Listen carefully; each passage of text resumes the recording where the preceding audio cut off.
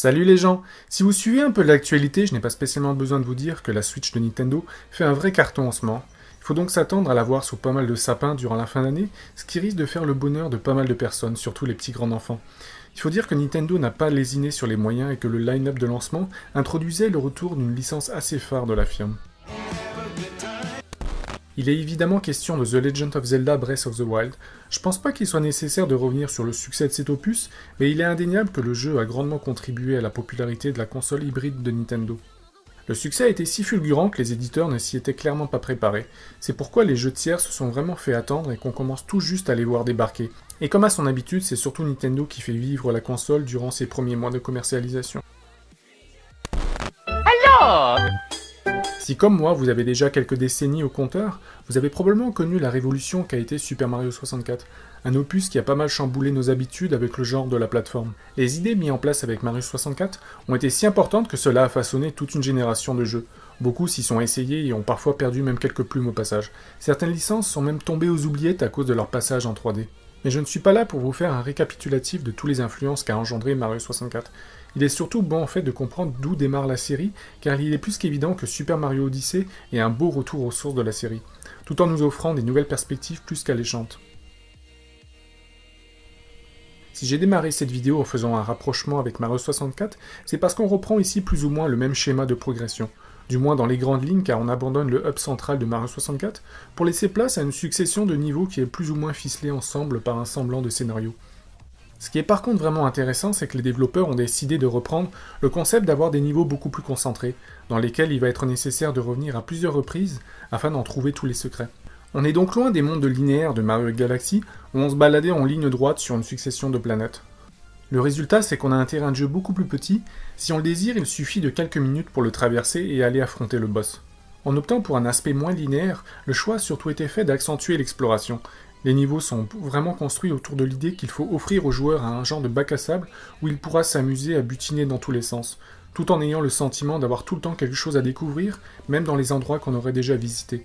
Notre curiosité est donc attisée en permanence et est ainsi récompensée sous la forme de lunes qu'on va pouvoir ramasser un petit peu partout.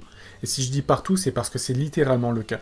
La quantité d'activités qui nous est proposée est tout simplement hallucinante, au point qu'on aura vite fait de dévier de notre objectif principal pour se perdre dans les recoins d'un niveau à la recherche de tous les secrets qu'on pourrait y trouver. On est vraiment encouragé à revenir constamment dans les mondes, déjà parce que du contenu se rajoute et devient accessible après avoir battu les boss, mais aussi car il y a une foule de récompenses à la clé. Une carotte qui fait avancer le joueur et qui est symbolisée par une lune, qui sans surprise remplace les étoiles des anciens jeux de Mario. Ces bonus sont notamment utiles car il faut atteindre un certain nombre pour débloquer le niveau suivant. Après avoir terminé le jeu, elles serviront en l'occurrence à débloquer du contenu supplémentaire, comme les différents costumes qui recèlent énormément de clins d'œil à l'univers de Mario, mais ça je vous laisse le plaisir de le découvrir par vous-même. Pour ma part, je n'ai rien contre ce procédé de collecte, mais le souci que j'ai rapidement rencontré, c'est le sentiment qu'il y a beaucoup trop de choses à ramasser. Bon, je vois déjà les puristes arriver avec des grands sabots en me disant que c'est justement ça tout le principe de Mario Odyssey. Mais cette abondance finit par altérer notre perception de ces lunes. On ne les voit plus comme des récompenses, mais simplement comme des bonus quelconques qu'on doit ramasser en grande quantité. Après, il y a quand même un avantage à une telle quantité de lunes, c'est qu'il est possible de lancer une partie et de jouer sur une courte durée, tout en éprouvant la même satisfaction qu'on peut avoir sur une longue session. Et c'est notamment possible car justement, il y a des récompenses qui sont plus faciles à obtenir que d'autres. Comme Mario 64 qui a été conçu pour tirer parti de la manette de la Nintendo 64, Mario Odyssey a été conceptualisé pour être un parfait équilibre entre un jeu de console de salon et de console portable. Dès qu'on a ce détail en tête, on comprend d'ailleurs pourquoi le jeu est fractionné en petits mondes non linéaires, qu'on peut explorer selon nos envies.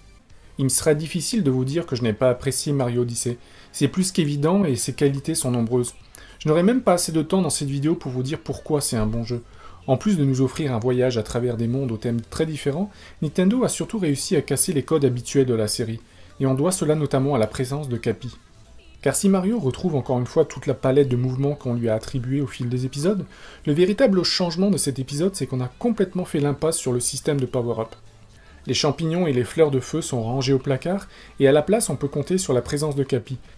Cet être fantomatique en forme de casquette part d'une idée assez bête, mais sans vraiment chambouler les choses, cela apporte une nouvelle perspective au gameplay de Mario Odyssey. Outre le fait qu'il est possible de l'utiliser pour assommer les ennemis, ou encore pour créer une plateforme, et donc un tremplin, son utilisation la plus innovante c'est qu'il sera possible avec son aide d'incarner des objets ou des ennemis.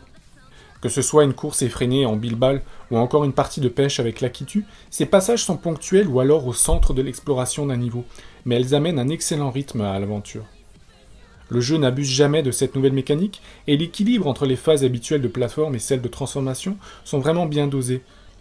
On avance avec un grand plaisir, car même si les transformations sont parfois assez similaires, le contexte et leur utilisation changent constamment, ce qui permet vraiment de renouveler leur intérêt et donc leur implantation dans un niveau. Les bonnes idées se cumulent devant nous et il serait difficile de bouder autant d'ingéniosité. Il faut dire que Super Mario Odyssey nous le rend bien et joue constamment avec notre fibre nostalgique. Par contre, le fanservice est peut-être un petit peu trop présent par moment, mais il reste quand même toujours bien intégré. Il viendra même agrémenter le gameplay, en particulier avec les moments où on doit bouger dans des séquences en 2D. C'est un retour en arrière assez spécial pour notre plombier, mais qui par la même occasion nous met un bon coup de vieux à certains d'entre nous. À vrai dire, c'est assez évident que Mario Odyssey est un des meilleurs jeux qu'on peut avoir actuellement sur la Nintendo Switch. Après, c'est difficile de faire autrement, sachant que la concurrence est loin d'être énorme. Et même si ça n'atteint pas vraiment la révolution d'un Mario 64, ou encore un Mario Galaxy en termes d'inventivité, ça n'en reste pas moins un épisode qui a vraiment marqué la série. Il va sans dire qu'on a réussi à convaincre un grand nombre de joueurs, et j'en fais largement partie, je dois bien vous l'avouer. La richesse du jeu fait qu'il est quasiment indispensable d'y jouer si on possède une Nintendo Switch.